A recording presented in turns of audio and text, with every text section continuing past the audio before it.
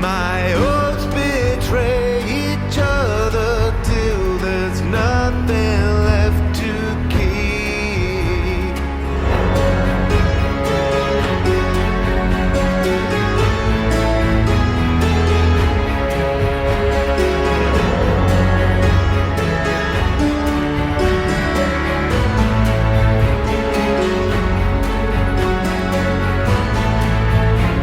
Only Us by Miracle of Sound.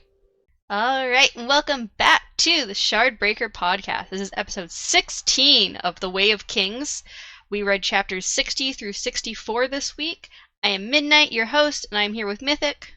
Hello. And Darkness. Hello. So we're pretty much right before the Sanderlanche starts. So the next two episodes are gonna be absolute intensity, craziness. I'm very, very excited. As I was telling Mythic before we started up here, this was my first ever Brandon Sanderson book, and honestly, I was kind of iffy on the book for a lot of the way through it when I first read it because I didn't know what to expect. And the Sanderlanche is literally got me so hooked on his work. Like, I was like, it's an okay book, and then I got to the Sanderlanche and I'm like, oh my god, this is the best thing I've ever read. I need to get the second book now and like read for the next 24 hours straight. It was pretty much my reaction after that. So I do feel like the reason I obviously waited on you guys reading it was because I feel like getting a lot of the background info on other stuff in the Cosmere makes this book a lot easier to get through because of all the epigraphs like mean a lot more. Like, I had no fucking idea what to even think about the epigraphs. I didn't know who Hoyd was. I didn't know who anything about world hoppers or any of that shit when I first read this book. I was completely confused. What are you talking about? His name's Wit. Yeah, I didn't understand shit all, and so I was just very confused the first time I read this book. And yeah, I'm glad that we were able to read the other books first because I feel like it was probably more enjoyable for you guys not having this as your first book. But yeah, I'm very excited for us to get the Sanderlanche. I would have went out and got Warbreaker 2 if it was available. Yep. I'm sure you would have. Yeah, that's the only thing I want to read. I don't. The rest of these books have been boring in comparison to the first book you showed us. So. But yeah, so let's get straight into chapter 60, That Which We Cannot Have. So the epigraph is, "The death is my life. The strength becomes my weakness. The journey has ended." Dated Beta Baines, 1173, 95 seconds pre-death. Subject, a scholar of some minor renown. Sample collected secondhand. Considered questionable. So what do you think about this strange kind of like reverse of the first oaths of the Knights Radiant? I didn't even realize. You didn't even realize? Because yeah, instead of life before death, it's the life is my death. And instead of strength before weakness, it says strength becomes my weakness. And then instead of journey before destination, it's just the journey has ended. Yeah, no, I didn't realize that at all. I didn't either. Yeah, so you just said it. I had no clue what you were talking about. I was like, it's a reverse. No. Well, now that you know, what do you think about that being one of these like death sayings? Kind of cool. I mean, maybe it's like, that's because we still don't know where they're coming from, but Mm-hmm. I think they're coming from this one girl, whatever her name is, the one that's really into this guy, really into him. Navani? Yeah, that's it. That's what the way she said something in one of these chapters. Yeah, she kinda brings up the death rattles. no, but I mean like where they originate from, not like who's like who's collecting them. Yeah. Yeah. Mm-hmm. So we start this chapter with Dalinar's point of view, as Adolin is trying to tell Dalinar that he cannot abdicate. Dalinar smiles and tells Adolin that he has convinced him, although he doesn't tell him that he had already decided not to abdicate on his own. Adolin is surprised and pleased that Dalinar has agreed with him, although Dalinar says he wants to get an order notarized that Adolin can depose him at any time if he believes Dalinar has grown too mentally unstable. Adolin agrees to this compromise, although he doesn't... That's a terrible idea. Adolin agrees to this compromise, although he doesn't want Sadeas knowing about this. Dalinar agrees to this condition, but does say that he thinks Sadeas can be a friend to them again like he was in the past. So what do you think about Dalinar allowing Adolin to think he convinced Dalinar to not abdicate? Better to tell him the white lie than the truth.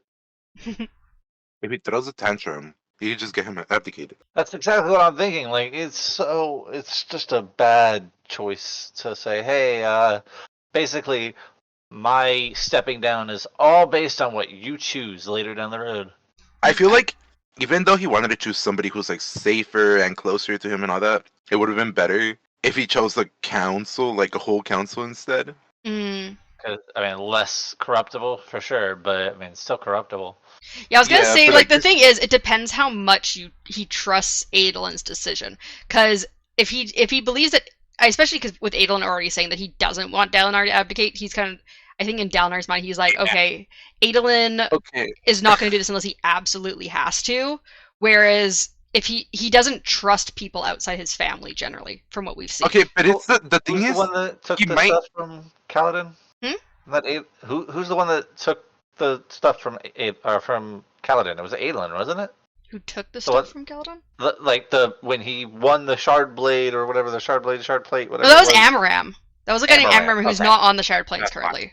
Okay, that's why I was. Amaram confused. is a like high-ranking Light Eyes who's under Sadius. He's technically under Sadius's. I gotcha. Princedom. Okay, I was. You're getting names confused. Yeah. of Yeah, no. course. Adelin's Yeah. only interaction with Kaladin is when Adelin saved the whore from being beaten up by one of Sadius's officers, and Kaladin was also going to try and save her, and they kind of like saw each other. that was their like little moment of like realization. I love you. My God. No, but like, I mean, like, I get the fact that he would want Adolin to be the one to do it, considering that he trusts him, he's close or whatever, right? And the biggest issue I have with that is that he doesn't make up his mind a lot, you know? Adelin doesn't. Yeah, and even if he all, like all the girls, right? Yeah, he's the one with all the girls. Yeah. he so you know how he was like, you know, trying to convince his father to like, you know, change stuff and like he didn't trust him because of the visions and stuff. Yeah, he got the And- visions for him going mad, so he's like, I don't want you Yeah. following the visions, So- but I don't want you so- to abdicate. Exactly, but before he knew that, he just like, you know, he wanted something. I don't know what the fuck he wanted if he like thought he wasn't gonna abdicate, but like he wanted something, and it kind of backfired if the dad wanted to abdicate, right? But what's gonna stop him from making a similar decision that's not gonna turn his way and end up with like, you know, him being forced out? Like, Well, I think from the few point of views we've had from Adelin, I believe what Adelin wants is for his dad to be like he was in the past. He wants his dad to be this like amazing general who on the battlefield, and he doesn't want like this man who he's been seeing like have these like he looks like he's basically having seizures while he's having these like high storm visions. So he's worried that like this person he's looked up to is like becoming frail and weak. And he's like, I That's don't what I'm saying, want but, that. like- I want you to be the same as you used to be. what if he goes for that, right? Like, what if like Dalinar has this moment of like, fuck, I saw something really bad, and he's like, you know, having his little like breakdown shit, and he's like, I got him out of here, like, you know, it like the time has come, and then the dad is like fine like right after, but Yeah. he's like he can't do shit about it because he's already been like booted off, like. He already set this in motion. Yeah, for sure. I think maybe what they should have done at least is maybe at least include Renaran, because I'm sure Dalinar like trusts his other son too. So at least maybe make it a joint decision Right. between the two brothers. I don't trust him though, but yeah. I don't trust any of these people, so. I mean, later on, I started to like the fucking rapey woman, but Navani. Yeah, I don't okay, accept but- your no, Navani. not even that though. Just her breakdown later, I was like, holy shit. Makes Yeah. Okay, sense so- now. Yeah, no, she. So I kind of yeah. started feeling for their like little interactions too, and I was Yeah. like, ah, shit. I was like, Yeah, shit, I Navani- feel bad for this woman. Navani and Dalinar's relationship, it really, I'm always so like back and We forth got on it. a Because, relationship now, so you know. yeah, because like I really don't like Navani not accepting no as an answer, but I do understand that they do have a history, and he does actually have feelings for her. He just wasn't allowing himself to. But I still feel like she did not like it feels very like I don't accept your consent type Also, thing. at the very nobody beginning. would touch her. Nobody. Yeah. They're like, oh no, we can't do this because of such and such. And then the other reverse of it is she had no respect from anybody. She would go to people and they'd be like, well, your husband's dead, so Yeah, what? You poor don't need little revenge. Navani, the I'm like, grieving oh, widow. fuck, bro, I was like, God, that's terrible. So I can Yeah. understand her actions a little bit. Yeah. Doesn't condone them, just like I could. What's the one woman? Siobhan? No, who's the Shalon? one the one she was under? What's Shalon the was one? the one who was training under In Yasna. bed. Yasna. Yasna, like her actions, I understand them. I do not condone them. You know what I'm saying? Like Yeah. I understand why you would do such a thing, but I don't condone it just because of your past and issues. But God, it made me feel for her, and that's Yeah. kind of what I feel with this dude too. Like somewhere down the line, he's gonna just be like, oh well, bye. Boot you out. Like whether it be, oh hey, you're with her now. Oh well, you must be crazy. Yeah, it will be interesting to see how Adolin and Renarin react to finding out about the relationship, because Adolin and Renarin, like, we've seen only a couple interactions, but they, like, have a lot of respect and really love Navani as their aunt, and so we'll see how they react to, like, their aunt and their dad getting together. No, I'm gonna keep my theory of like even if it doesn't make sense because I really want this to happen and it would be like great. I still think that she could be responsible for everything that happened to her own son. You still think You she's think potentially like that, behind? yeah, I can see it. I mean, it would make Yeah. kind of more sense why maybe, like, the attempts were to, like, rattle him more so than actually kill him. If she's behind it, maybe she just wants him to, like, get too paranoid and, like, back off the throne or be deposed. Because we do have Maybe it was all a ploy to get closer to him. we do have a little like insight on what she thinks he is like as a ruler. Yeah, she doesn't seem to think that he's the best ruler, because she says to Dalnar at one point in these chapters, like, he's a bit weak, and Dalnar's like, don't say that about him. No, He's she like, straight up says he's weak. yeah. Yeah. Like, yeah, which, from what we've seen, he's maybe not the best king. He's very If these paranoid. characters could see the facial expressions I make every time they open their goddamn mouths, wait. I want to see the facial expressions you make. Darkness just needs to I start feel sending like- selfies as he's reading. Yeah, please. I'd love to see it. If I weren't reading in like pitch darkness, like I'd probably. You're gonna, like, blind yourself with the flash and just, like, be like, oh god! The stormlight. Blinded by the stormlight. But yeah, so Dalnar then briefly thinks that the spring weather has refused to move into summer, but it luckily had not moved into winter either. He then thinks about the storm wardens and how they had not been widely accepted at first, and Dalnar had noticed some of them using glyphs in books as if to read, without actually reading proper script. He and Adolin then walk into a room where Renarin and Navani are.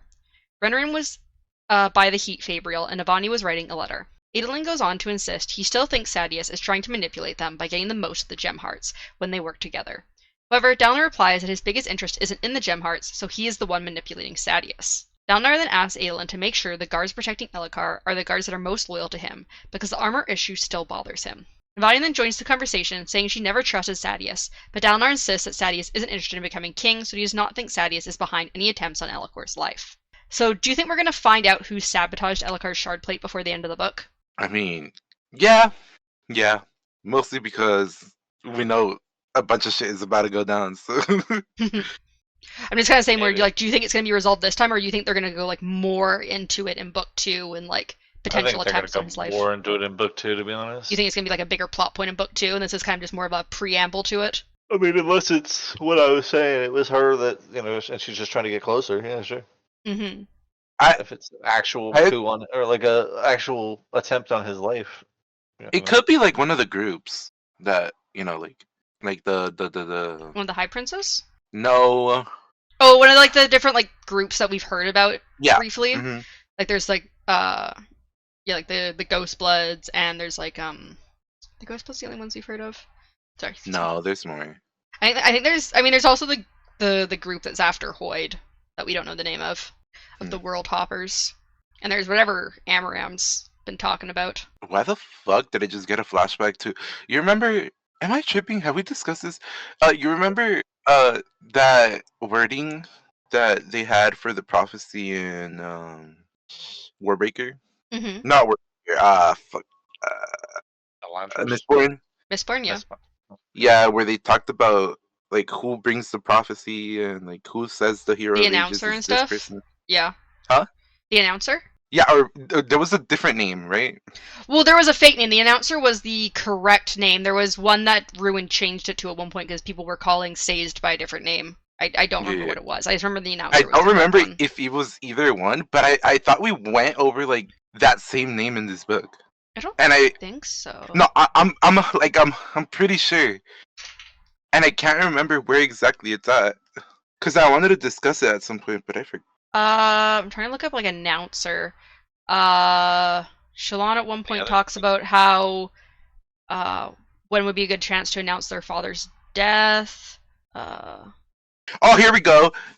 It was in chapter 49. It was like Oh Radiant. yeah, here we go. Yeah, I just got to that when you said the weird Mhm. poem epigraph that said Radiant of birthplace, the announcer comes to come announce the birthplace of the radiance. Yeah, so it's kind of weird that it's mentioned in both fucking worlds, right? You know, and it's like that sounds like a straight up prophecy or like a retelling, right? It does sound like some sort of prophecy. Yeah, it says the announcer comes to announce the birthplace of the radiance. What time? Do we know what times that like this is like compared to? So this isn't one of the death rattles, so it doesn't have a specific date. This is from one of the books during Yasna's notes. Okay, but we know that it would be like before the radiance or whatever. I don't think it would have been before the radiant. All of her notes are anytime from like any sort of historical documents you can get. Some of them are from before the radiance. Some of them are from like after the radiance had already fallen. Some of them are while the radiance were No, around but between it literally desolations. announces the like arrival of the radiance. It announces the birthplace of the radiance. Yeah.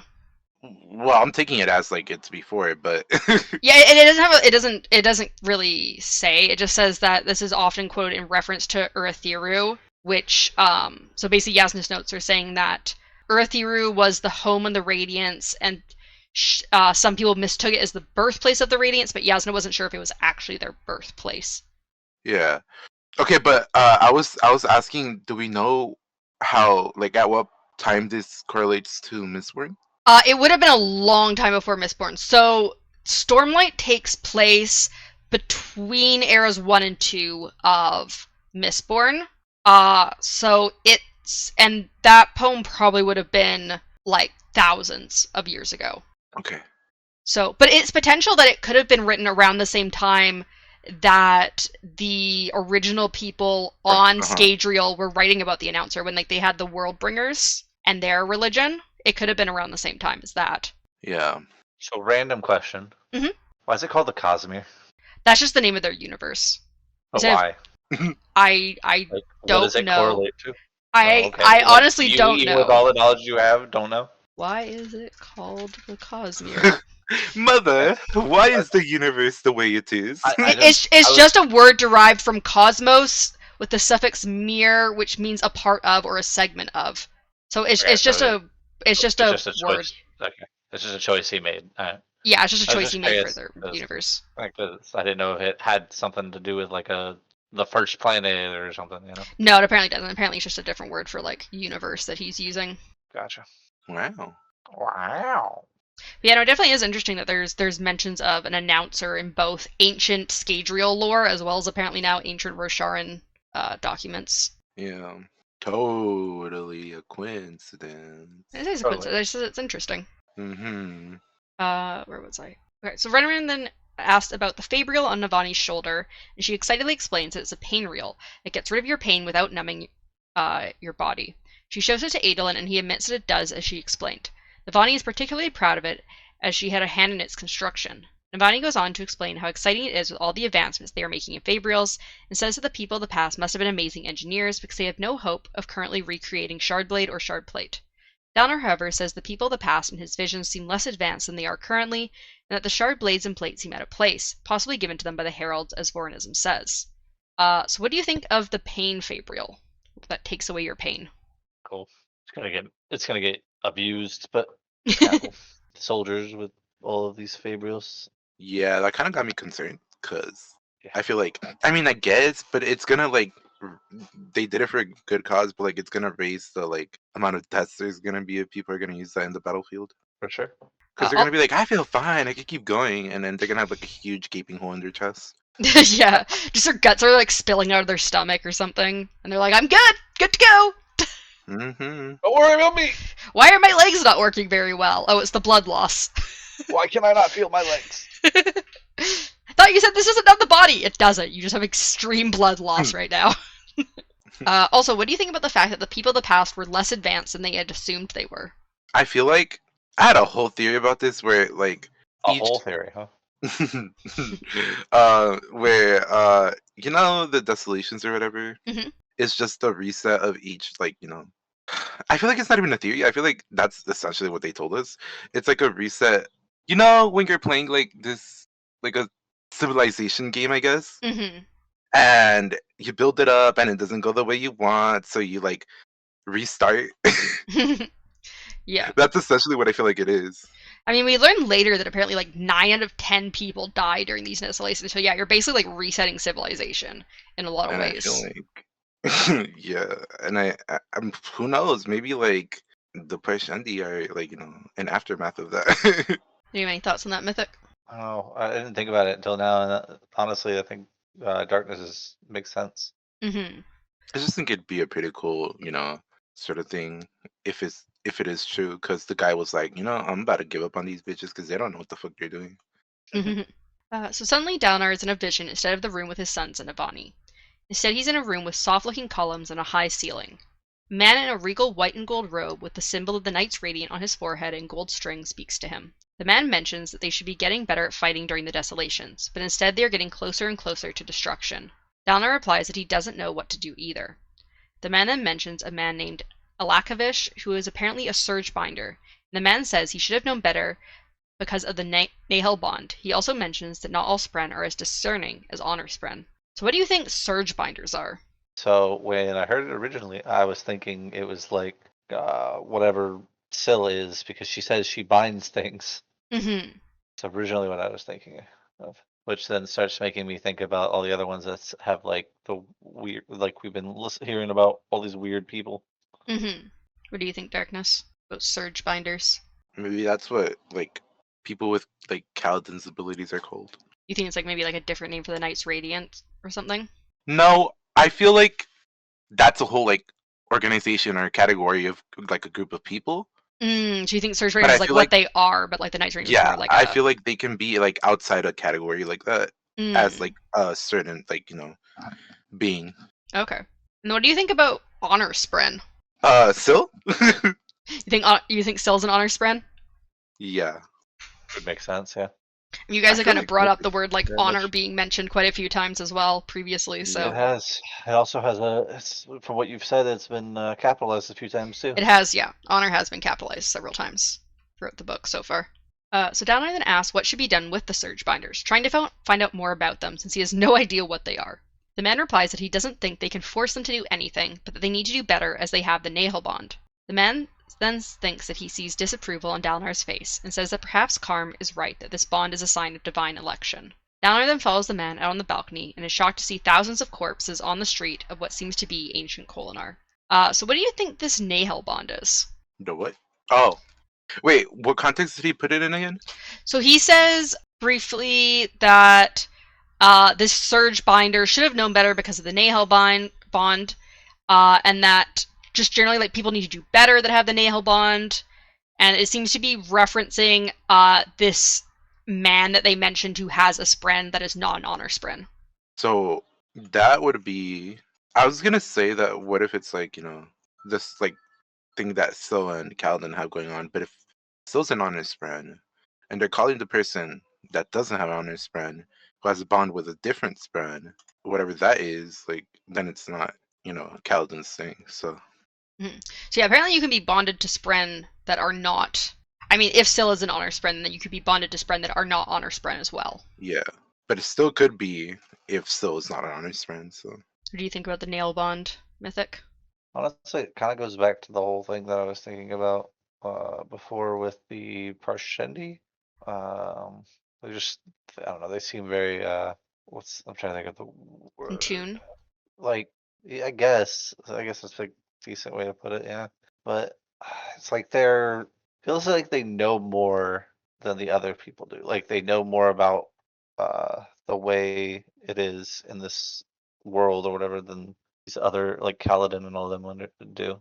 Like they understand Spren, they understand all this other stuff. I feel like they're going to be these people who are much more like Maybe they know a lot more about like the history of the world or something.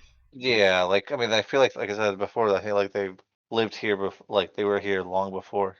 So as Dalnar thinks that the city looks like it was hit by an earthquake, he notices that some of the stones he had thought were rubble were actually giant stone creatures that have crumbled to the ground.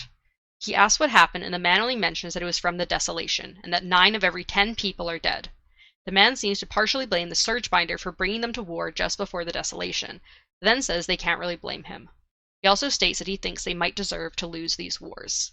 So what did you think about seeing the end results of a desolation? It wasn't that bad. Just 9/10 of the population completely wiped out. Yeah. I mean, at least we got an idea of what they look like, What did you think, Mythic? Repeat the question one more time. What do you think about seeing the end results of a desolation? Sounds a lot like a desolation. But like I mean that's kind of what it boiled down to. It was exactly what you would think. But so I mean it wasn't like it was surprising. Figured that's what it was. So Dalnar suddenly thinks he recognizes the way the man is speaking and quotes the Way of Kings, and the man confirms that he is the man from the Way of Kings by mentioning that Dalnar is using his own words against him. The man's name is Noadon, the Great King. Noadon states that he is thinking of giving up his throne, but Dalnar quickly says that he can't. Dalnar calls the man Noadon, but then remembers that Noadon is more of a title and that his name was likely lost to time. Noadon says they have other people that can be leaders, princes and surgebinders and soulcasters. Dalnar says that they may have many people who can lead, but not many that can lead well. So what do you think about Dalnar meeting the man who wrote The Way of Kings? Probably like I didn't know he was fanboying. He was 100% fangirling over it. Supposedly wrote it. Yeah, I don't believe that's him. You don't think it is? No. I mean, I'm just saying supposedly like that's what what's her name said too. She was like, "How do you know?" that that's what Navani, happened?" yeah. He's like, I just don't like know. when he straight up was like, "Yeah, that's him." Like, okay, birth certificate, I guess. So Noadon asks Dalnar for advice since the person he appears as is apparently Noadon's advisor, and Dalnar repeats that he can't give up the throne. He instead suggests writing a book, which Noadon thinks is ridiculous considering the state of their country right now. He also states that all of his men of letters, besides Karm, though apparently he'd lost his right arm. Dalnar is shocked to hear that there are men of letters. Noadon says that there is a time to rebuild, not a time for writing. Noadon apologizes for rejecting Dalnar's suggestion after asking for it, and then turns to glance off the balcony again. So what do you think of there being men of letters in the past? So apparently writing was not always a feminine art. I mean, Makes sense. Men are just superior beings, you know. Wow, saying that on Mother's Day, Mythic? Yeah, totally. Mother's Day was 2 days ago for me, so What was it? it was on Saturday, on the 10th. Oh, it's on Sunday here. Yeah, same. So Dalnar then tries to speak to the voice that always speaks to him in his visions, asking if Nohadon unites Roshar as he had always wanted.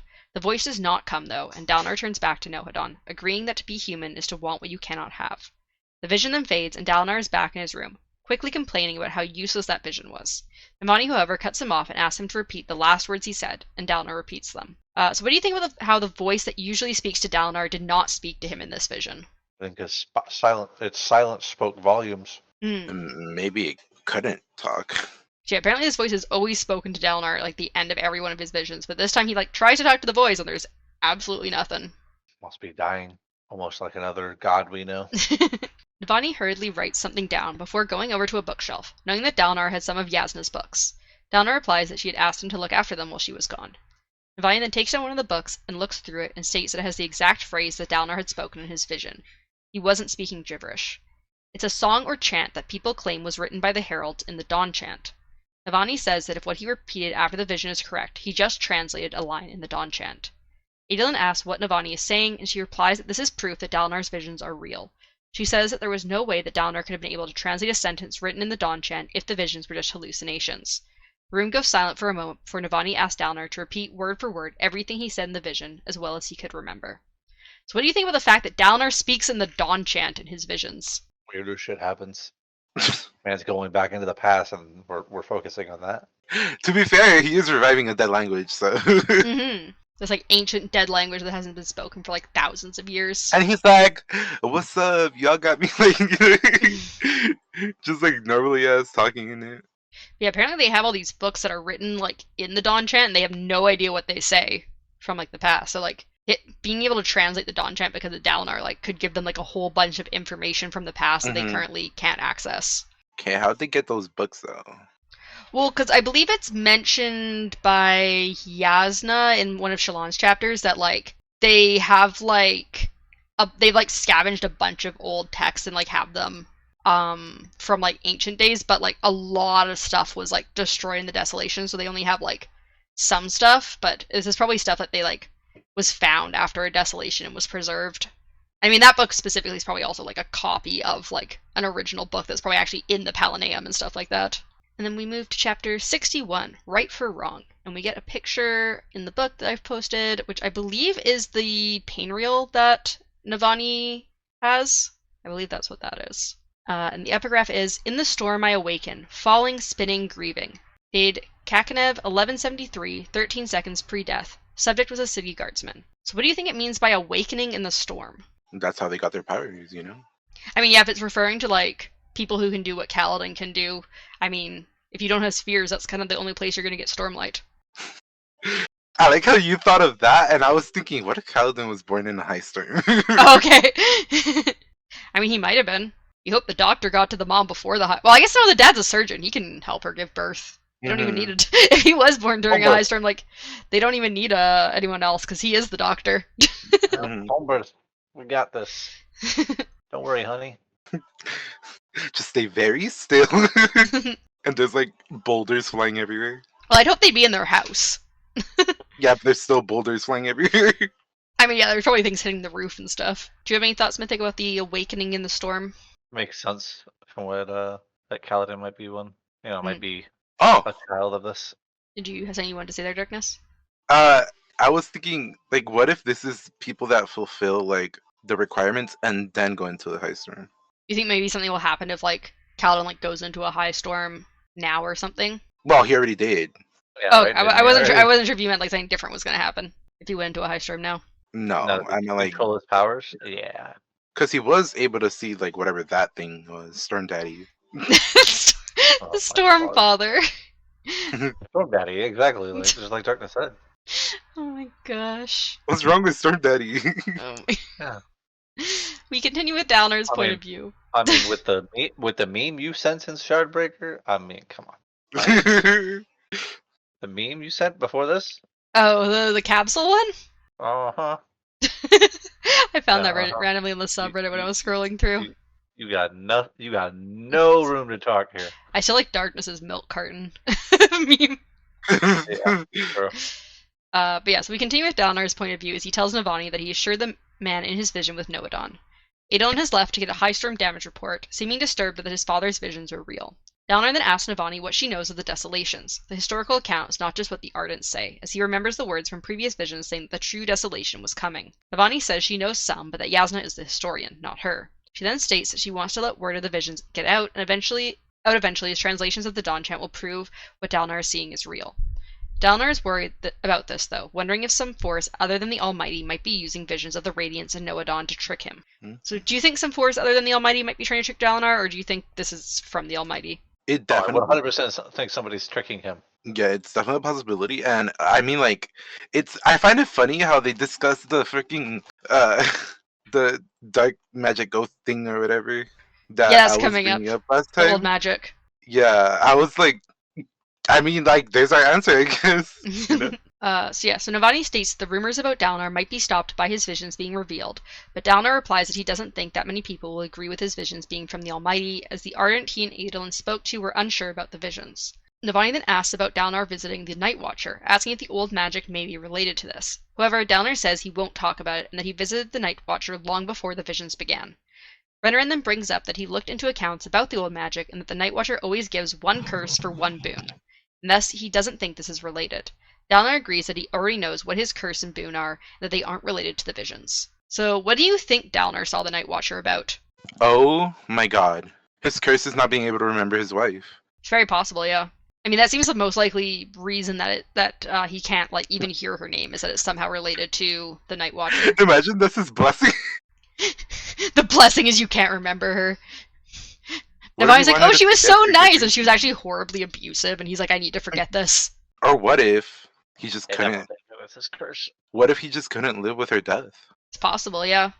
We don't If know, she's being really, because he dead. doesn't know anything, we don't really know much about her, so, like, we don't know how she died, or, like, much about their Aside from the relationship fact that anyway. she was a wonderful person, she was perfect for him. And But kinda so much stupid. All that shit is a lie. She joined an evil cult, ran away, and nobody knows but him, and he had to forget because he didn't want to snitch on her. And so Damn. like he was like, yeah, I'm gonna go visit these old magic people or whatever, and erase my memory, and it'll come back when we need it, you know. It'll come back when we need it. And then we could like when it's needed most. make sweet reuniting love again. Oh god.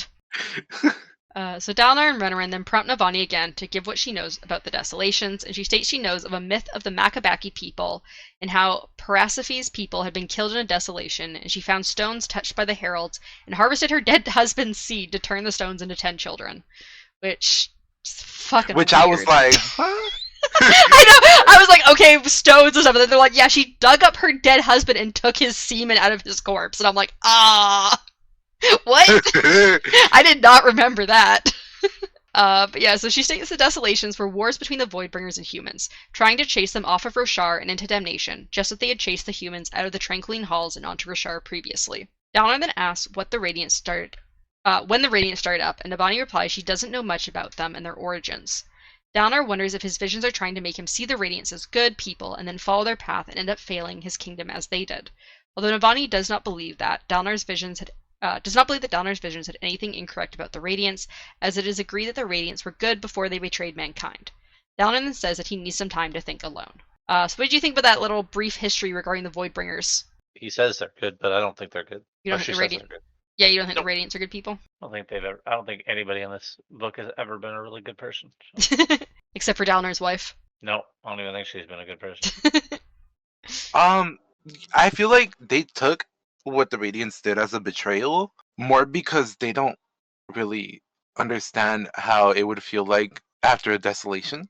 Like if we, cause I don't know if like it's confirmed yet or not, but if it is like a reset, you know, like if you're like, let's say you're fighting a war, right, Mm-hmm. and it's going downhill and people can't do anything about it, and it's already like 90% lost, and you have a chance to reset it all, like would you not just like go for it? And like if there's records of them like giving up on that moment because they know it can be reset, they're gonna be, you know, like Well, so we got previously in one of the images what was called like the history of man, which was basically like the main big events that happened. The 5 big main events. So the first one was the people were expelled from the Tranquiline Halls by the Voidbringers. And then there was all of the desolation, so the wars against the Voidbringers. And then there was the last desolation, which is when they defeated the Voidbringers. And then there was the Recreants, which was the fall of the Knights Radiance. So sometime after the final desolation, the Knights Radiance betrayed humankind in some way. We have not really any information on that, just that they betrayed humans. And then we had the failure of Vorinism, which is when like the Ardents tried to like take control of the country, and then that's why they're now like basically property, because like they can't be allowed to be in control of themselves. So yeah, but I was saying like, you know how, okay, so you know how it separates them fighting, you know, like the Voidbringers and all that into like the aftermath of it, Mm-hmm. like where they betray the people or whatever. Mm-hmm. And how the dude, whatever his name is, says like, oh, they need to do better and stuff, like, you know, Yeah. the dude from Division. Noadon, yeah, or potentially Noadon. Yeah, maybe like maybe it's how I said it, but it's more based on like the people failing rather than, you know, them giving up. Does this state that the last dissolution has happened, or is it just them getting ready for it? Yeah, so basically, in the past, remember the very first thing we read was when the Herald all like kind of gave up the Oath Pact, and they're like, that one guy can stay in damnation, but we're not gonna kill ourselves and be in damnation again, and we're just gonna tell everyone that we won. So that's what they're considering the last desolation, where they won against the Voidbringers. But the Heralds technically lied. They don't know if they won. They don't know if that's truly the last desolation. And Dalinar's visions have been telling him that the true desolation, like another one, is coming. Yeah, so they're not happening. It hasn't happened. It hasn't happened in 4,500 years, which is a long time compared to how frequently they were happening in the past. And we know that there's a deal happening, with whatever his name is. Yeah, there was some sort of oath pact where all of the heralds were supposed to go to damnation in between desolations, and this time only one went back. And he's been stuck there for this whole time, because they only come back when a desolation happens. So this one guy's been there for 4,500 years, and we have no idea what happened to the other 9 heralds. I'm talking about the different one with Odium, or whatever his name is. Because I don't know if it's related, but, he the whatever Storm Daddy or whatever his name Stormfather. He was like, oh, the freaking pact or whatever was broken or whatever. Yeah, so the Stormfather tells Kaladin that the oath pact was broken, Odium reigns. Yeah. So we know there was a pact to I guess situate their quote unquote win. Oh, we won, but it's actually the pact that's keeping them safer now. Mm-hmm. So that wasn't a deal with Odium. That was, or at least not as far as we know. There was just this oath pact, and then they were kind of like, let's just hope this is the end of it. Okay. But besides that one chapter, we really don't know what happened in the past. All we know is there's a thing called the Oath Pact. This one guy's in damnation. The other 9 were supposed to go, and they chose not to, and they just told all the humans, yay, we won! That was the last desolation ever. Good job. Never gonna happen again. That's how all major events, are decided. Okay, but why would they do that? Why would they say that? Well, they apparently said that because they were tired. They said they were tired of dying, tired of going back. They're like, because they had a brief conversation where they're like, I can't do it again. I can't go back again. But if desolations are that bad that so everyone's gonna die regardless, Yeah, so from that first chapter prelude thing, we know that somehow them going to damnation was what held the Voidbringers back from starting another desolation for a while. And then something would happen, and then they'd come back, and the heralds would come back with them. And they kind of say, we hope one person will be strong enough to keep them away. So somehow this one guy is doing something. Is doing something to keep the Voidbringers away. Them. Yeah, so somehow this one guy has been stronger than all 10 of them together to keep back the Voidbringers for this last 4,500 years. That's this one guy's been struggling on his own for thousands of years. He's literally carrying the team there. Yeah. So considering that, it's kind of well, one of you other 9 was obviously fucking up, because he's obviously not the problem. Right. Oh yeah, sorry. That's crazy that he's handling it when the others couldn't. Mm-hmm. Kind of gives me Kaladin vibes, actually. He's the Kaladin of the heralds. You never know. Maybe that's where he's headed. I need to map this out. I'm trying so hard not to give away spoilers because I know a little bit more about what happened with them. You learn more in the other books, and I'm struggling not to say anything. It's okay if you do it, we have slip ups sometimes. You're gonna have to wait and read. Anyway, so Renarin leaves the room, and Navani slowly gets up as well, getting her Fabrial. Navani asks if Dalinar is pleased to know that he isn't mad, but Dalinar says he doesn't know if he's being manipulated by some other force. Navani says she believes the visions to be a blessing, and Dalinar thinks that Navani is an amazing but dangerous woman. Navani says she is jealous of everything Dalinar can learn about Fabrials in his visions, but he replies that there are no Fabrials. Navani replies that is also something that changes everything they thought they knew about the ancient people. Navani then closes the door to the room, and Dalinar says she is doing it again.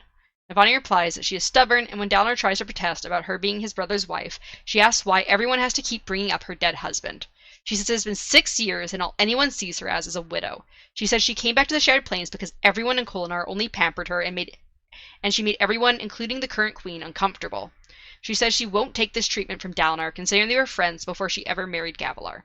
Dalinar is shocked to see a couple tears rolling down her cheeks.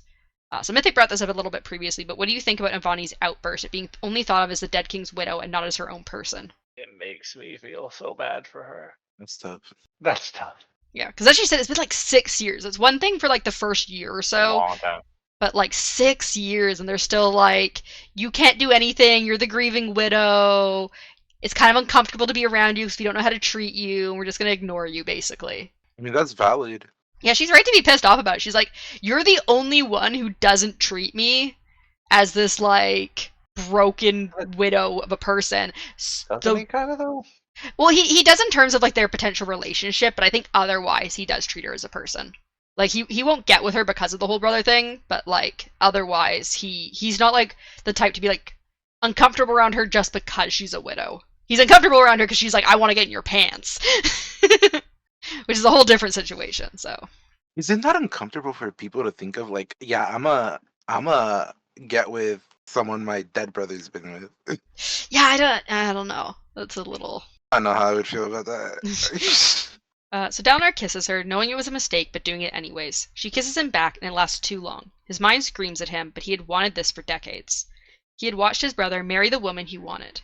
He eventually breaks the kiss. It's all right. It's crazy. He eventually breaks the kiss and says that they can't, but Navani shushes him.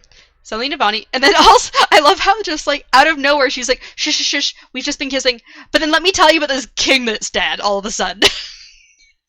She's like, here's this like thing about this. So she's like, she suddenly tells him that the king of Yalkaved was killed by a Shin assassin wearing white, causing Dalinar to curse. She also asks if he's heard of the things men say when they die, and that the Stormborns have been saying that the storms have been growing stronger. Navani also mentions that the things that Yasna is looking into scares her, and that Yasna thinks something terrible is coming. I think something terrible is coming. So yeah, so what do you think about it getting out that Szeth has killed the king of Yalkaved? Is she queen? Navani?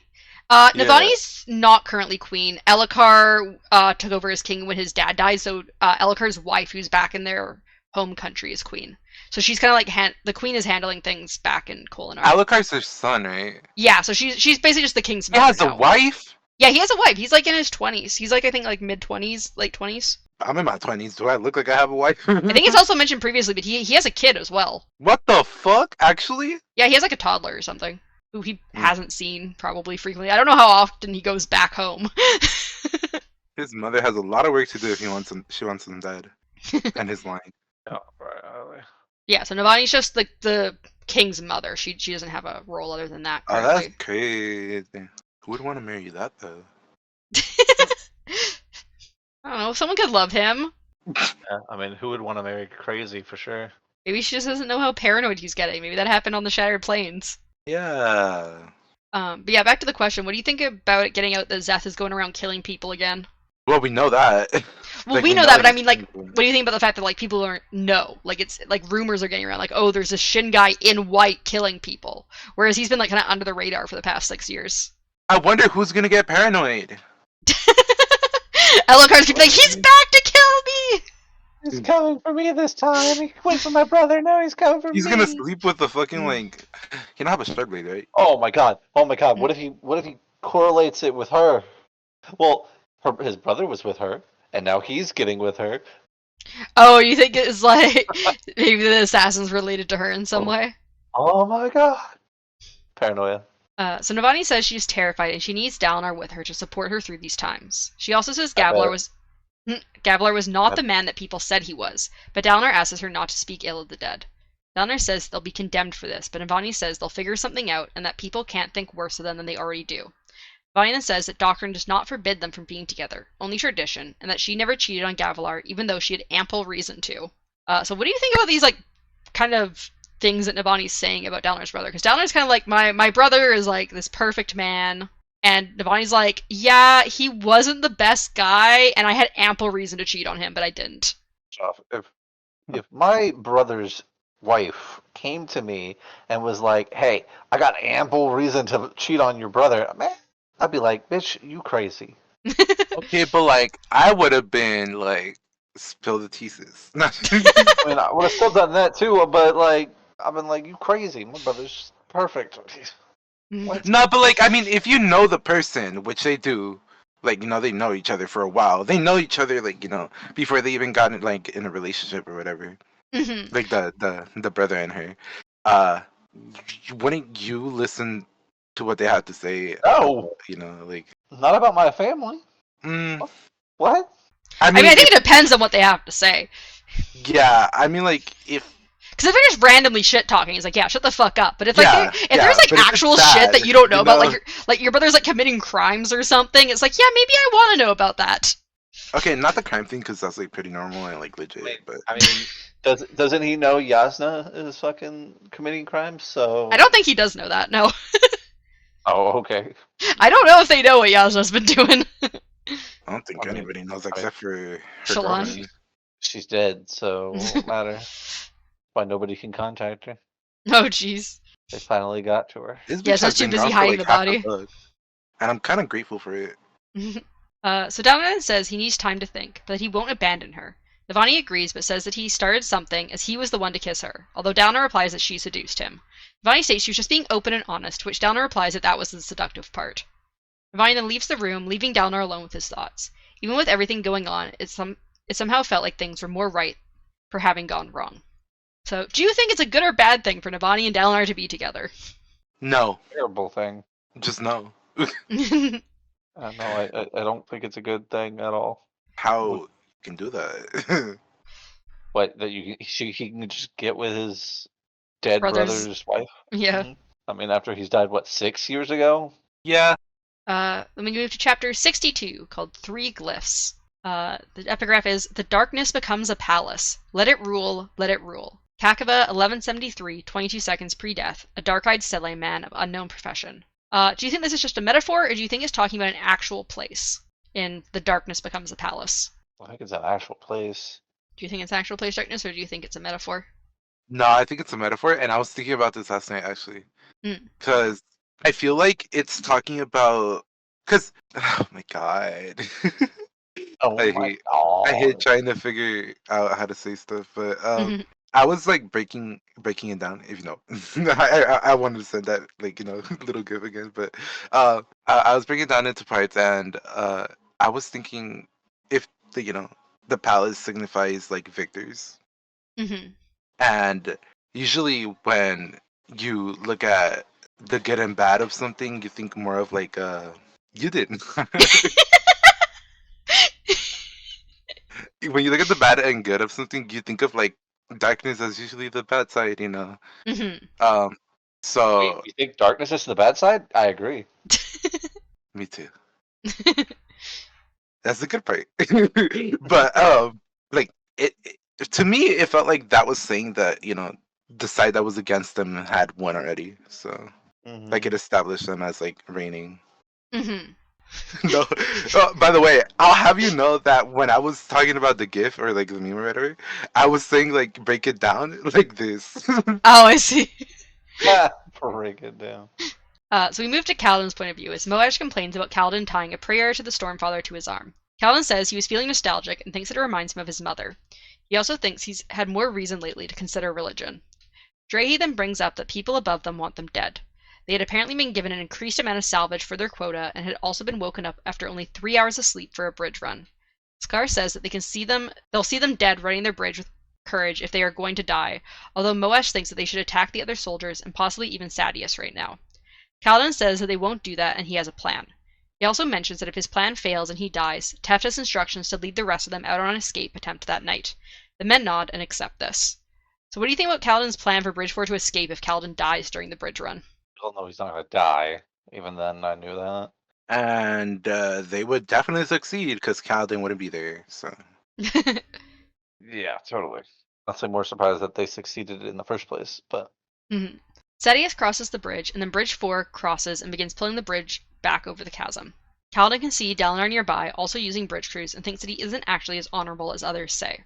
Kaladin also thinks about how he had exchanged a bunch of his dun spheres for infused ones, taking a bit of a loss on the exchange so that he could guarantee that he has Stormlight with him. They then get to the next chasm and place down their bridge. Once they're away from the bridge, Lopin and David come over with their supplies, which included the armor Kaladin had made previously.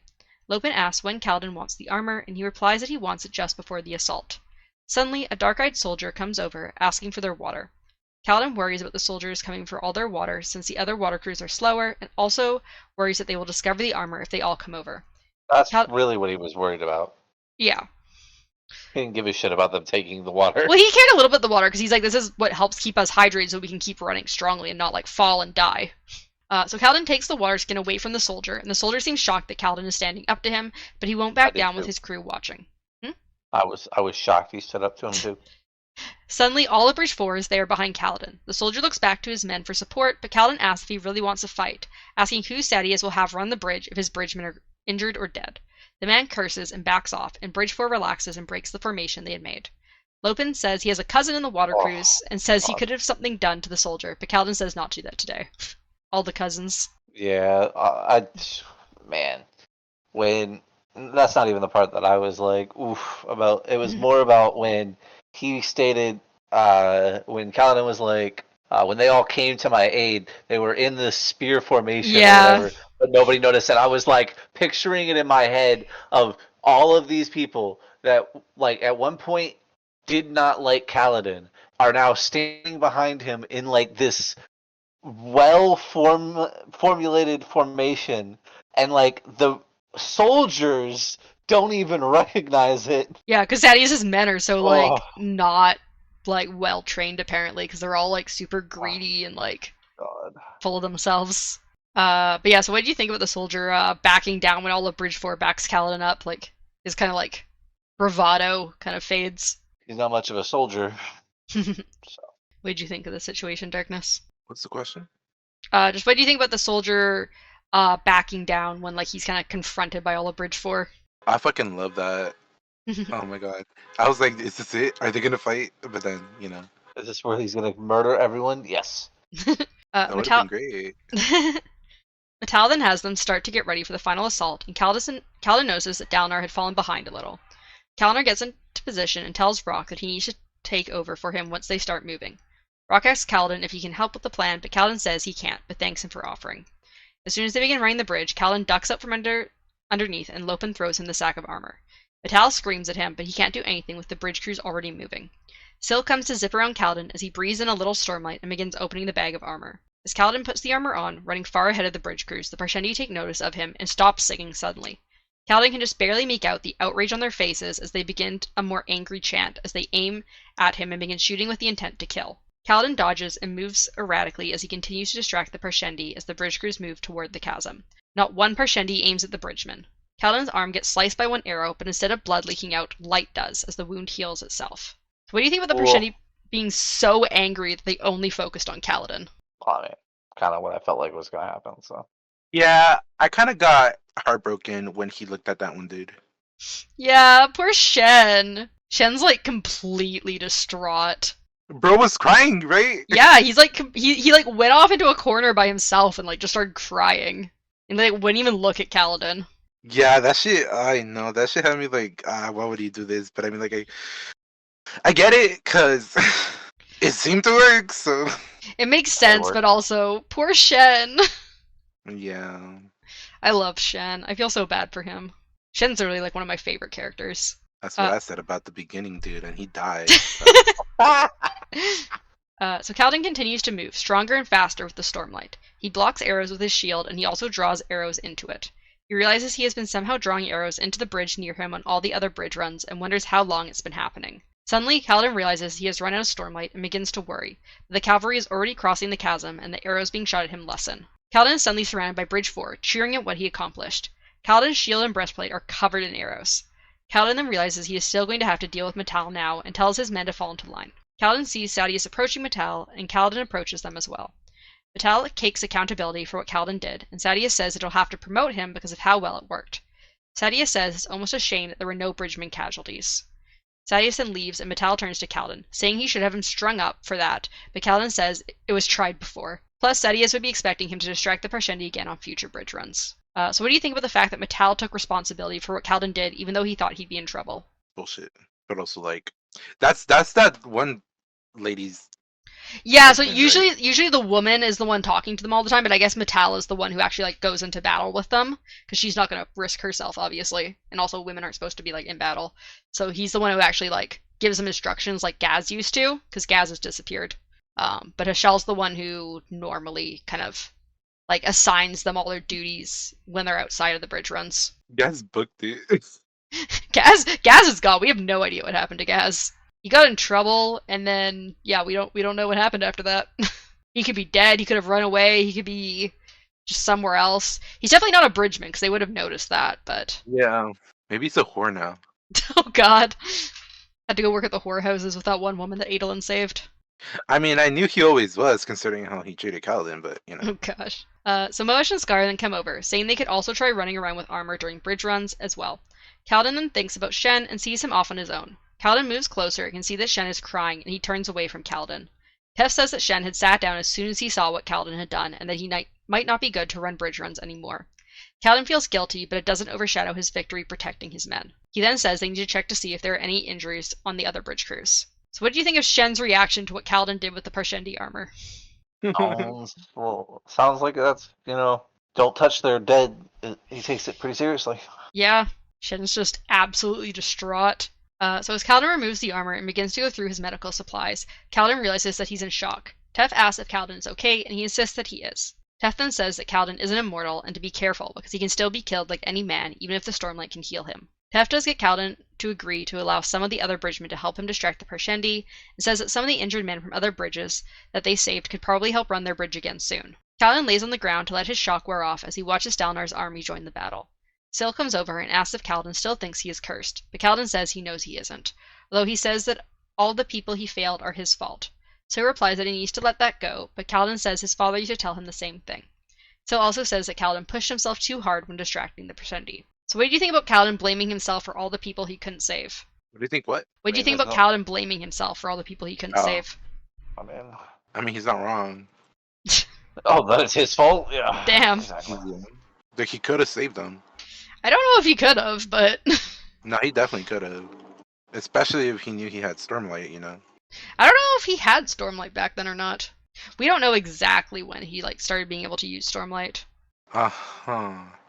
So the men bring over an injured man, and Kaladin begins helping him, explaining what he is doing to the other members of Bridge 4 as he does so. However, suddenly Lopen begins pointing and calling Kaladin's name instead of calling him Goncho, and Kaladin looks up to see the Parshendi breaking through the army lines to aim bows at Kaladin. Kaladin cries out in horror as his men turn to see what is happening. Just as Kaladin thinks that the Parshendi are going to fire, Dalnar fells the archers with his shard blade. Dalnar then gives a salute to the bridgemen before hurrying back into battle. So what do you think of the Parshendi trying to kill Kaladin even when they were in the middle of the fight? He really pissed them off. He did. Yeah. He really fucking pissed them off. He really did.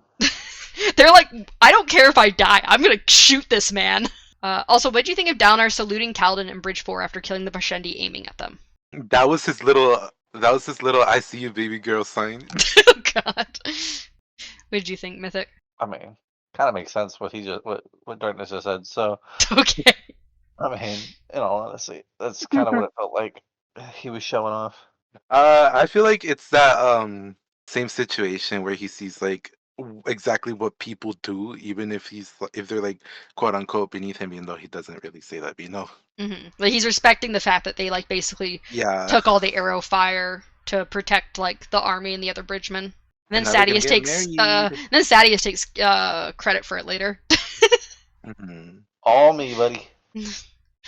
So Drahi and Lopen gush about how Dalnar saved them, but Moesh says that he just took his chance to kill some undefended archers.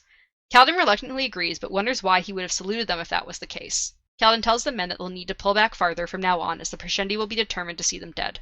Moesh jokes that with all that happened to them today, Kaladin is almost convincing him that the prayer glyph was worth wearing. Kaladin just says to wait to see if they escape first. Prayer glyph. Yeah, right. I'm surprised they didn't give an image of it. Of the prayer What's glyph? the prayer glyph? Yeah. Can you get a picture of it, Midnight? What was the glyph he was wearing again? I'm trying to remember what the actual... It's a prayer one. Prayer glyph. No, there's a bunch of different prayer glyphs with different meanings. I know. You mean in Still your went too 7 pages of notes, you don't have that? I didn't write down what the exact glyph was. I'm trying to look it up. Shame on you. You're supposed to be know. prepared. I know. Oh, he has 3 glyphs: wind, protection, and beloved. Oh, if that's what you were looking for, I could have told you that.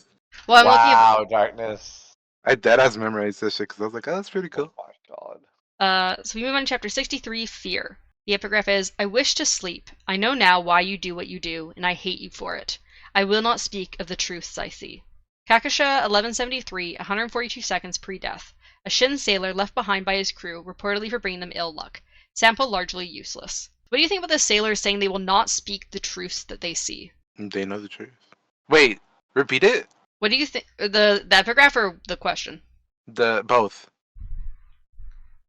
I wish to sleep. I know now why you do what you do, and I hate you for it. I will not speak of the truths I see. And that was from a Shin sailor. So what do you think about the sailors saying they will not speak the truths that they see? And what's his name is it's truthless, right? Or whatever. No, this isn't Seth. This is a different Shin person. No, I know, but I'm saying, and he's truthless, right? Yeah. Yeah. Yeah, maybe this guy's also truthless because it's a Shin thing, the truthless stuff. He was said to bring ill luck to his crew, which is why he was left behind. That's suspicious. Did you I mean, think we can't really That's weird. form something yet, or well, at least I can't. But Well, I mean, kind of what I was getting at more was like, do you think that that's like the actual death rattle like the rest of them, or do you think this guy's just like somehow not saying the death rattle that he would have said? Like he's like, I'm not gonna actually say this. I won't let you know what it is I'm seeing. oh, because it sounds so different compared to like. So they say it's largely useless, and that he's specifically saying, I will not speak the truths that I see. So like, it's like, do you think this is like an actual death rattle, or do you think this guy is somehow like not saying the death rattle? He's like breaking through whatever takes hold of these people and just being like, I will not tell you what I'm seeing. Yeah, That the one where he breaks through kind of honestly would seem awesome. And I wonder if it's. I wonder what it would like. What would cause him to break? You know. Yeah, through why what- why can he like choose not to say it Yeah. when others don't seem to be able to? hmm Because like the fact that it says the sample is largely useless makes me think that he's not He he's just actually refusing purposely, to say what he should be. What do you think, Mythic? I didn't think about anything about this until you just said it. So. What the fuck is happening? I don't. I mean, I just don't. The epigraphs are just to me. Yeah, they're a little hard to. Yeah, like there's nothing to go on, so it's just death. People talking in death, and I'm sure there's more to it, but like it's hard to look into when you know nothing. I feel like it'll be a lot easier, especially if we like group them up and just look through all of them, because then we could just map them out and stuff. But that's too Yeah, I much should probably honestly should probably just write them all down again, like I did for the other one. I'm very excited for you'll learn a bit more about where these death rattles are coming from. I believe some later chapters in this book near the end. I work. believe From Mob. they come from Mab. Yeah. No, they come from that cook in That's Mab. oh, Yeah. okay. And I'm more always gonna Breaker. Bring it back. Even better, I agree with Darkness then. So we continue with Kaladin's point of view as Leighton shows Kaladin and the others how to make better armor with the carapace from the dead Parshendi. Leighton says he can have 5 suits done by the end of the night, but Kaladin wants a suit for every man on the crew except for Shen. Natal had agreed to let Shen sit out of the bridge runs from now on, as he wouldn't even... I feel like she should have made one for Shen. No, poor Shen! That's mean. Because Shen wouldn't even look at Kaladin anymore. Kaladin had told his Shal... Prop it in front of his feet. Just drop it and be like, all right, wear this. He just You don't cries. dead. I think Shen I would feel take like he would- death over wearing it. I bet I so. feel like he too. would start bawling his eyes out and just like curl up in a ball. Shen suddenly goes feral and starts like clawing and biting at people. No, he starts clawing and fighting himself. Gnawing Kaladin... his own arm off. Kaladin had told Hashal that they needed more time to scavenge for carapace for armor, so she had agreed to reduce the amount of salvage they needed each night. The men of Bridge 4 continued to practice with the spear, and Kaladin instructed them at first, and then Tef takes over for him for the rest of the time down in the chasms. Kaladin notes that Moash and Scar are the most talented of the men, especially Moash as he calls him over. He gives Moash some water and says he needs to make sure to take breaks, as he had noticed Moash working even when Tef tells him to stop for a break. He also tells Moash that he wants him to be one of the decoys with him. So what do you think about Kaladin's kind of like allowing Moash to be one of the like armor-wearing guys Boys. with him? I mean, it's a death sentence, to be honest, so they're all going to target them, so. Oh, he's gonna die. So Kaladin then asks Moash why he works so hard, letting him know that he used to work just as hard because he lost his brother. Moash replies that he wants to kill someone for vengeance, although he won't say who he wants to kill. Kaladin then tells Moash to go help Hobber and Yake. Rock comes over to Kaladin, saying he has a worried face, the face of a leader. Kaladin states that Sadeas will never let them go with how prominent they are currently. Rock says they have that plan to escape, but Kaladin asks what they'll do if they're wounded, as they'll slow them down. So first of all, who do you think Moash wants to kill? Some high-ranking official, I feel like. Whoever made him a slave. Also, what do you think about Kaladin's worries about trying to run away while they have injured men? Pretty valid, to be honest. Yeah. You know, Have we gotten to a part where he swears his life? Where he what? Swears his life to Kaladin? Wait, I think somebody he swears their says life that to in that Paladin? conversation. Yeah, no, that part was like, oof, don't even get me started. I want to get you started. No, because first of all, are we like noticing who exactly he swore his life to, considering that everybody who is close to him dies? You know, and if you're gonna swear your life in a book, you're probably gonna end up doing it. You know? Yeah, you'll be dead. So you think Moash is gonna be dead by the Yeah. end of the plateau assault on the tower? Oh, he's gonna die saving Kaladin somehow, but he's gonna die. That's all that matters. I'm not attaching myself to anyone again besides Kaladin, because he can't die. He's immortal. I mean, Taft specifically told Kaladin he's not immortal. No, he's immortal. Taff don't know what he's talking about.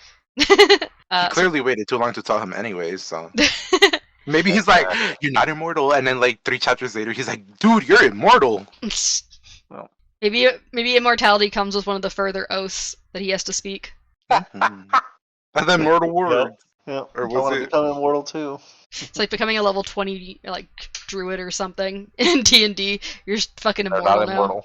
No, they're not immortal. Are they not? I don't remember. No, nobody's immortal in D&D. I can show you a Except great me. clip. I can show you a great clip of somebody that said, "We're practically gods now." Jumped off a cliff and died. Nice. So Rock says he'll talk with Sigzil about a way to get them to escape with a distraction or some false trail. Kaladin thinks that he had tried to talk to Sigzil about Hoyd, but Sigzil had refused to talk about it. Scar then calls out for Kaladin to join them in training, and Taft tries to convince Kaladin to show the men his ability with the spear. However, Kaladin refuses, saying he'll fight when the time comes, but he'll get too eager if he takes up the spear now. Taft replies that Kaladin is scared, that he failed last time he took up the spear, so he hesitates now. Kaladin reluctantly agrees, but also thinks that once he takes up the spear, he won't be able to not be the man he used to be again. So what do you think about Sigzil refusing to talk about Hoyd? I would too if I had a Oh, master yeah, like that. Yeah, probably the best thing for him, to be honest. Also, what do you think about Kaladin being afraid to take up the spear again? Kind of sad. Mm-hmm. And then we get our final chapter, chapter 64, A Man of Extremes. And the epigraph is, They come from the pit, 2 dead men, a heart in their hands, and I know that I have seen true glory. Kakasha 1173, 13 seconds pre-death, a rickshaw puller. So what do you think it means by 2 dead men come from a pit? The Parshendi. They're being revived. Yeah, sounds about right. That was gonna be my answer. So. So we go back. Little zombie crab people. We go back to Dalnar's point of view as he walks with Navani as they discuss the past. Navani says she could never tell if Dalnar was actually interested in her, but Gavilar had been very forward about his interest. Dalnar replies that he hadn't meant to confuse her, but Gavilar had showed interest, so he had stepped aside from trying to court Navani. Navani seems a little offended, but then fondly stops Dalnar from trying to correct himself when he says he gave Navani to Gavilar. She asks if he always stepped aside for his brother, and Dalnar replies that he did, even if it was tiresome sometimes. Apparently Gavilar never expected anyone to deny him anything. So what do you think about the fact that Dalnar always let Gavilar get what he wanted? Kind of a good brother right there. Dalinar. Always like Gavilar. Get what he wanted? Is that Yeah. what he said? Yes. Yeah. Those words exactly. Wasn't he always drunk? Yes, he was actually. You're not He wrong. wasn't Before- one. before So this- he was during the time when Gavilar died. We don't know if he was Yeah, always 6 drunk years like ago. all the time, but at I that was point he definitely was. always drunk at that time. I mean, he just lost the woman that he loved. I mean, like, come on. Yeah, like we like he might have picked up alcohol after his wife died. Yeah, and then he became an alcoholic. So Oh, you know, I guess that's fair. and then his brother died, and he was like, "Oh shit, I have to give this up," even though I He's just like, now started my it." problems are solved. Oh my God. Yeah, now I can be with his wife. Oh, God. In 6 years, I will be with his wife. Well, I mean, you know, he probably thought about it then too. Oh, no. So Navani then brings up Dalinar's wife, and Dalinar is unable to hear her name spoken. And she says that Dalinar seemed to love her. Dalinar replies that he did, although he's just assuming that he loved her. Dalinar asks for Navani's opinion on his dead wife, and she replies that she was too kind for Navani to hate her, but she wasn't the most clever. Although Navani did think that Dalinar and his dead wife fit well together. Navani states that she thought the 4 of them could have been close, but Dalinar continued to avoid her. So what do you think about Dalinar trying to learn more about his dead wife? Every time you say "dead wife," all I can think about is the musical, the Beetlejuice musical. What do you think about Dalinar trying to learn about shh? Yeah, that's a wonderful name, by the way. I love that name. It's beautiful. Yeah. When I I- first read it, I was like, who the fuck is that? It was shh. I mean, when I first heard it, I was like, "Oh, finally a name I can actually remember." When I have a daughter, I will name her Shh.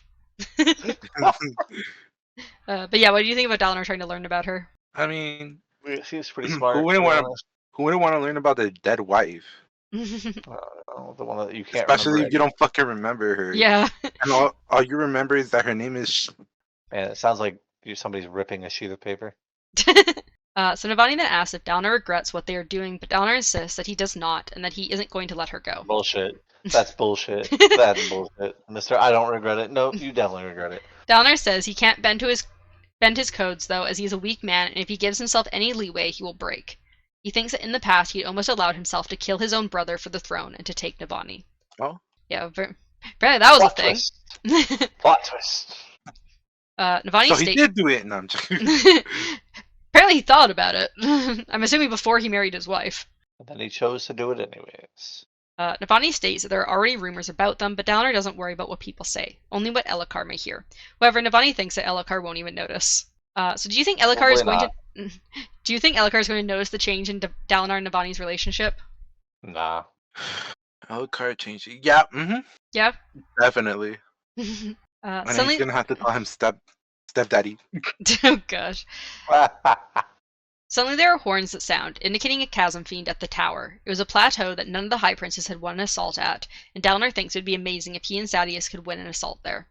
Navani warns Dalinar to keep Sadeas at arm's length. He stops himself from embracing her, instead bowing to her before hurrying off to get ready.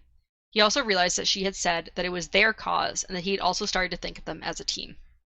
So what do you think about the fact that Navani doesn't trust Sadeas? I wonder why. It's not like she was gonna get caught doing something she shouldn't have, right? We then Both either trying to murder her own son or trying to get with someone she shouldn't. So we then move to Kaladin's point of view as everyone begins rushing around as the horns sound out that the tower is being assaulted. Bridge 4 marches into the crowd of people, all wearing orange carapace armor, and everyone stares at them. This was the first time that all of Bridge 4 had the armor, although they had done 6 bridge runs with the 5 men distracting the Proshendi previously. Since they had started this, there hadn't been one fatality. Despite multiple of them having the armor, the Proshendi seemed to know Kaladin was at the center of this and mainly focused on him. As they lift up their bridge, the men around them cheer, and Kaladin says that they are their champions. So what do you think about the other bridge? What if they're going after Kaladin for some other reason though? Like his powers? Yeah. You think maybe they noticed that what he's doing? I feel like they knew already when the arrows would not land where they would land, and they decide to say fuck it and just move away from him onto the others. But Yeah, because I think in the past they've kind of done stare at Kaladin, stopped chanting for a second, and been like, "What the fuck?" right. Why is he doing the same thing we can do? No, I wouldn't say that, but So we switch to Adolin's point of view as he gets ready for the plateau assault. He thinks that he had been wrong about his father going insane, and he found that he was glad that he had been wrong. He didn't know what the visions meant, and it was daunting to consider, but he was glad that Dalinar wasn't insane, and he knew to trust him. Adolin finishes getting his shard plate on, and Sureblood is brought over to him. So what do you think about Adolin's acceptance of his father's visions? Finally. honestly, it's about time. Adolin goes over to the staging area and sees Dalinar is already in his shard plate and is conferring with Taleb and Ilumar. Adolin lets his father know that he can see Sadeas approaching, and Dalinar tells Sadeas that he should be moving if they are to get the gem heart before the Proshendi. However, Sadeas says that this is a perfect place to trap a large number of the Proshendi to significantly weaken the Proshendi's forces. Adolin is surprised that he finds himself agreeing with Sadeas, as Sadeas says they could potentially end the war if they destroy the full 10,000 Proshendi that are likely to show up. So what do you think about Sadeas wanting to bring as many men as possible to try and completely wipe out the army that the Proshendi sends? I feel like it's gotta work. If it doesn't, something's wrong. They're not. We know they're probably gonna have more numbers than they think they have. Something's gonna go horribly wrong. Well, imagine Sadeas dies I mean, that'd be great. I don't think anyone would be upset about that. on a run with Dalinar. That wouldn't be terribly twisted in the eyes of the other princes at all. Yeah, it's true. It could be a bad look for Dalinar, but really, getting rid of Sadeas might be best. No. So Sadeas asks how many men Dalinar can get on short notice, and Dalinar replies that he can probably get together 8,000 men. Sadeas replies that he's gotten 7,000 together, and that he is getting every one of his bridge crews to go on this assault. Dalinar hesitates about using the bridgemen all the way to the final plateau, but Sadeas says he has come up with a way to use the bridgemen that causes basically no fatalities. Sadeas says he can even attack first if they approach together to make sure the bridgemen that Dalinar uses have even less chance of being attacked by the Parshendi. Dalinar eventually agrees and tells Adolin to get the soldiers together. So do you think it's going to go well with Dalinar using the bridgemen for the whole assault? I mean, yeah, if they're using Kaladin's team, yeah, for sure. You think Kaladin's team's going to get assigned to Dalinar? Something like that. I mean, I feel like she say they were assigned to every bridge run? They're assigned to every bridge run, yeah. So they're definitely going to be out there. It just depends if they're helping Sadeas' army or Dalinar's army. Well, they're pushing together. They're pushing together, yeah, but I mean, there's still like a large amount of people. They're probably still going to be like, okay, X amount of bridges are getting Dalinar's men across, and X amount of bridges are getting Sadeas' men across. I guess. But they'll still be probably nearby, yeah. Like, even if Kaladin isn't assigned to Dalinar's bridge crew, as one of Dalinar's bridge crews, they're probably still going to be like near each other. You guys thinking that we might get an actual interaction between Dalinar and Kaladin instead of just like a little salute? Most likely. What if Kaladin saves his life? You never know. I don't know. Even though he's like full on wearing sharp plate and a fucking sharp blade. Kaladin's just in his Parshendi armor. can What'll happen you is imagine? Dalinar just gets like overrun, and then Kaladin like puts on the armor. Hey, look at me! All the Parshendi just turn away from Dalinar instantly. Can you imagine though, like going to war and then the other side pulls up with the skin of your relatives? Right? Like the skin and bones of like your fallen like friends. And lovers, considering that there was women there too. Yeah, it's very likely that these are like husband and wife pairs. They just pull up and you see like the face of your like sister or something on someone's helmet. That would make me run anyway. Anyway, so overview questions. First of all, do you think all of Bridge 4 will make it through the assault on the tower? Of course. Not at all. Nope. Instantly, both of us like, no way. Do you have any thoughts on who might die then? Whoever said that they would give their life for Kaladin. Moash? Yeah, he's gonna give his life for Kaladin. Yeah. Also, how do you think the Parshendi are going to react to seeing even more of Bridge 4 in the armor? Like, it's going to be like a full, like, 30 guys wearing this armor, instead of just, like, 1 or 5. 30 fucking people wearing the skin of their enemies is, like, the most badass thing ever. They also talked about how, like, they made, like, use some of the bones to make, like, horns on their helmets, and, like, they had, like, finger and toe bones rattling on the shields. Yeah, like, they are literally making armor out of their enemies' bodies. Yep. Like, that takes the whole, like, drinking from the skull of your enemies to a whole new level. I kind of want to see a picture of all 30 of these people in this crab armor. What got to me though was the fact that it stinks. Cause I would throw up instantly. So I don't have a picture of all of them in it just yet, but I found one of Kaladin wearing the armor. Someone's drawing of it. Ooh, see, now that... Wow, so fucking badass. It's pretty cool. He's like a Pokemon. So just imagine like 30 guys looking like that. First off, what's around Kaladin's neck? What do you mean?